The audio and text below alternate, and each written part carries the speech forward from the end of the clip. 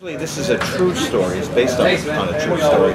So the inspiration comes from that, and it was a very warm, loving family that I witnessed. I got a wonderful script from a friend of mine, Joseph Scarpinito, a producer. It's called Zarra's Law. I think the story is mostly about family and just different aspects of family and what it means to all of the guys involved. And it's a traditional Italian family, and they all took different paths to a different end, but somehow they're all still close together and they still affect each other. I play Tony Zarra. I'm a Italian homicide detective who wants to take justice into his own hands after his brother gets killed. It's a crime drama. It's a family film, and it's blood is thicker than water. And that type of film. It's a shoot 'em up with good people coming out on top at the end. I hope. Yeah. No, you've read. Yeah. The ending might change. We might rewrite it. It's true. I play Crystal, who at the beginning of the film we think that she's just an average girl who's waiting tables and ends up meeting our lead character, played by the wonderful Brendan Frere, and they quickly start a romance. I play Gaetano Zarra. I play his nephew. I come back from the war and amidst the fact that the guy who apparently killed my father, he gets out of prison on appeal. So then me and him obviously have a little bit of a problem with that. So then we kind of go about the whole movie figuring out why that's the case and if he really did kill my father. And now this is like day 15 or something like that, and we have still this is like halfway or something on the shooting, and I think it just looks amazing. Our set is called Roma's. It's in Valeria, the restaurant down the street, but it's basically like this very Italian, nice restaurant where all these like thugs hang out. We are filming a scene where we go into a restaurant to say hello to an old friend of ours. Well, he's not an old friend, an acquaintance. Yeah, and Tony's just told me, that the guy who was in prison for my father's murder is going to be released.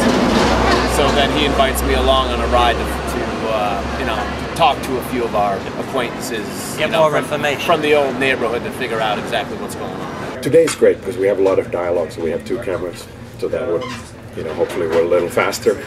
And it's also nice for the actor. If there's a great take, we know that we already have good coverage. The good thing about this job is they've tried to find a lot of locations that match what they're looking for in the first place. So this restaurant was kind of the epitome of what they wanted. So the work that we do is a bit of covering up, having the window treatments match the exterior that we shot in, which was a different location because they didn't want to close down Manhattan. Just kind of like adding to the color palette that's already there as opposed to like completely wiping everything out. A lot of our men in our film are very suit-like men, our mob guys and our non-mob guys, so it was variations on the suit to fit the different characters. The fabric of the suit has a really nice sheen to it, and it kind of, this is the first time that the Bobby character sees the Frankie character in a suit, so having that be a sharp look that has these brown palettes of kind of old worldly feel is really important. We kind of like the old world of film noir, even here in this location, because there's dark walls and things like that. We kind of like that. We watched a lot of classic mafia films and those settings. It's a genre that's been done so many times. So of course we want to respect that too. Kind of a dream come true, right? Writing a script and getting some wonderful talent to read the script and say that they really love it and they're signing on.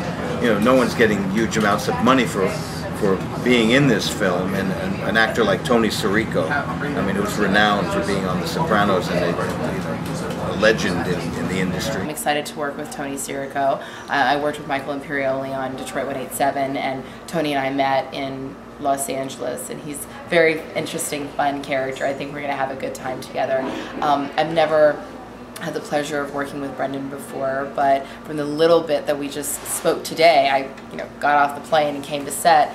the little bit that we were able to speak about our characters, I think we're going to have a great ability to really connect and dive in, and he seems incredibly passionate about what he's doing as well. Actually, this is my first digital work, so I've shot with film before, which I love, but I love this because I can have more takes. I'm sure the actors hate it, but no, I'm sure they actually love it because you have more freedom. You know, you don't have to be afraid that, oh, you know, this is my last take. Do I still, you know, can we still roll? But of course, it's the time usually that determines everything. You know, the set is very busy, and you have to just fairly quickly, you know, get things done. To the average person, they see a movie, they really don't know the amount of toil that goes into this. And I might, even for myself, I mean, it's been, you know, shooting from 3 o'clock in the afternoon till 6 in the morning, and people at the end at 6 in the morning have to pack up a truck and get ready for the next day. You can never underestimate gas and tolls. Ink for cartridges, ink for printers, and holding. Do you have an editor and a composer lined up? We're taking resumes. Send in your resume. We have some great relationships with Warner Brothers and some other smaller branches, and we're definitely going for a theatrical. But I think it'll have a great life in the DVD and VOD world as well. But I think we'll try to do like a limited release in New York and LA before it comes out on the other channels. I kind of think that after the movie comes out, we can introduce the real players behind the scenes.